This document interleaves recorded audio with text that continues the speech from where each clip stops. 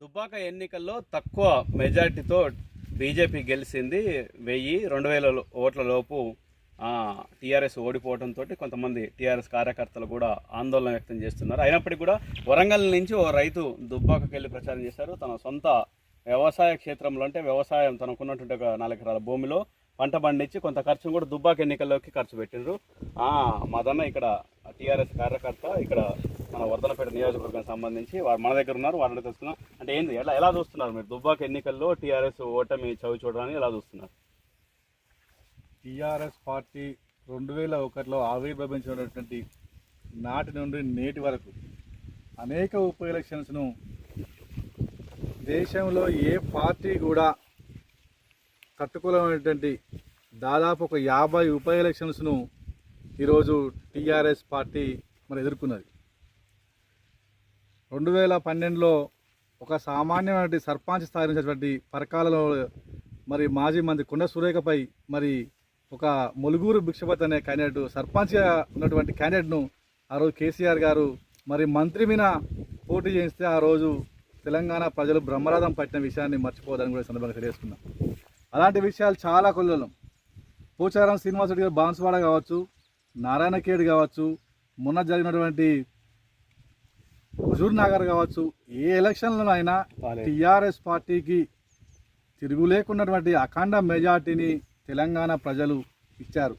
ఎందుకంటే కేసీఆర్ గారి ఉన్న అభిమానం, కేసీఆర్ గారి ఉన్నటువంటి సంక్షేమ పథకాలను ఇలా ప్రజల్లోకి తెలంగాణ రాష్ట్రాన్ని సాధించేందుకు ఒక కంకణ బద్దులై 60 ఏళ్ళ తెలంగాణ రాష్ట్రాన్ని ఎలా 2 ఎంపీలు ఉండి మరి అప్పుడు సాధించి మరి కొట్లాట తెచ్చుకునే తెలంగాణను కేసీఆర్ అయితేనే బాగుపడుతుంది, కేసీఆర్తోనే రాష్ట్రం బాగుపడుతుంది. ఇంత చేసిండ్రు. రైతులకు రైతు బంధు, రైతు బీమా, దాంతోపాటు ఉచిత విద్యుత్ కావచ్చు, 24 గంటల కరెంటు కావచ్చు, ఇన్ని రకరకాలుగా రైతులకు రెవెన్యూ చట్టం కూడా రైతుల కోసం తీసుకొచ్చామని చెప్పారు.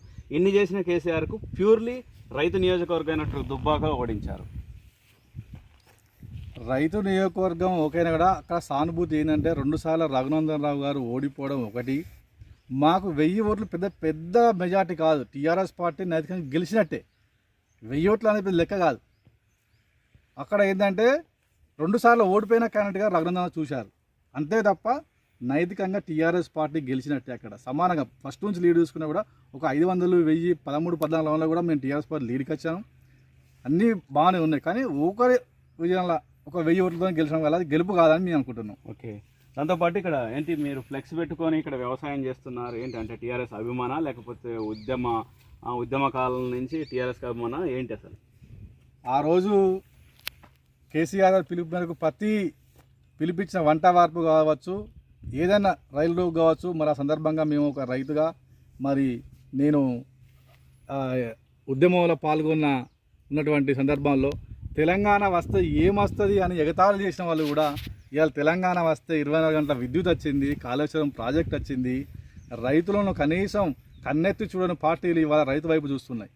ఎందుకు అంటే ఇవాళ కేసీఆర్ గారు ఎకరానికి 5,000 పెట్టుబడి సాయం అందించిండ్రు. నిధులు ఇవాళ 24 గంటల విద్యుత్ కావచ్చు, మెయిన్గా రైతుకు కావాల్సింది 24 గంటల కరెంట్ ఒకటి, పెట్టుబడి సాయం ఒకటి, ఈ రెండింది అందించండి.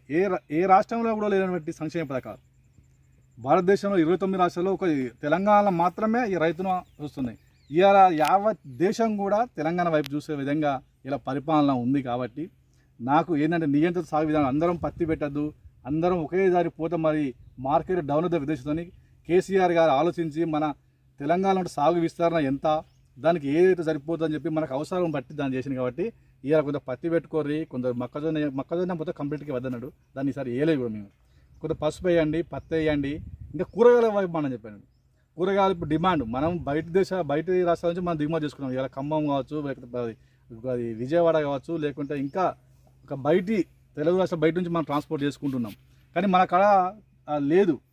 టమాటా మన దగ్గర పండది. బయట నుంచి టమాటా మొన్న దాకా 1000 రూపాయలు 2000 రూపాయలు బాక్స్ అమ్మింది, మన దగ్గర లేదు. కాబట్టి నియంత్రిత సాగు విధానంతో రైతులు బాగుపడుతున్న ఒక సందర్భంతో ముందుకు పెట్టిన కదా. దాని తర్వాత నేను ఒక టీఆర్ఎస్ పార్టీ కార్యకర్తగా, ఉద్యమకారునిగా కేసీఆర్గా చేస్తున్నట్టు దానికి నుంచి నాకు ఇంట్లో కావచ్చు, నేను నాకు దేవుడితో సమానమైన కేసీఆర్ గారు ఏమన్నా దేవుడితో సమానం. కేసీఆర్ అయినా పార్టీ అయినా దేవుడితో సమానమైనది. కాబట్టి కేసీఆర్ గారి ప్రతిదీ నేను తప్పకుండా పాటిస్తా.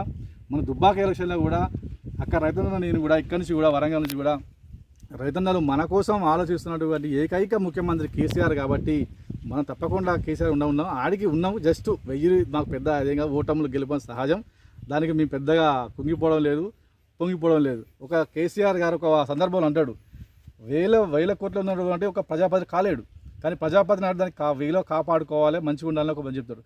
కాబట్టి ఇలా దానికి గెలుపు దాని పెద్ద మేము దాన్ని సీరియస్గా ఏం తీసుకుంటలేము. మా పార్టీ కంపల్సరీ మళ్ళీ 2023లో కూడా మేమే అధికారులకు వస్తాం. 2023లో కూడా ముఖ్యమంత్రి కేసీఆర్ తప్పకుండా అవుతారని మా విశ్వాసం ఉంది. Okay right. అంటే దాంతోపాటు అంటే బీజేపీ ప్రచారం చేసినటువంటి శైలికు టీఆర్ఎస్ ప్రచారం శైలికి కూడా చాలా తేడా ఉంది. బీజేపీలో కార్యకర్త నుంచి రాష్ట్ర అధ్యక్షుల వరకు ప్రచారం చేశారు. టీఆర్ఎస్ నుంచి ఆ పరిస్థితి ఆ వాతావరణం కనిపించలేదు అనుకోవచ్చా? బీజేపీ పార్టీ కింది స్థాయి కార్యకర్త నుండి రాష్ట్ర స్థాయి నాయకుల వరకు మరి దుబ్బాకలో మకాం వేసి గత 2 నెలలుగా అక్కడనే ఉండడం జరిగింది. కానీ టీఆర్ఎస్ పార్టీ నుంచి ఏ ఊరు నుంచి కూడా ఏ కార్యకర్త కూడా పోలేదు, ఏ లీడర్ కూడా పోలేదు.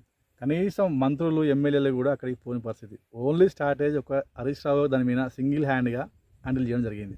అయినా కూడా మేము ఒక 1000 ఓటుతో ఓటమి కాదని నేను భావిస్తున్నాను.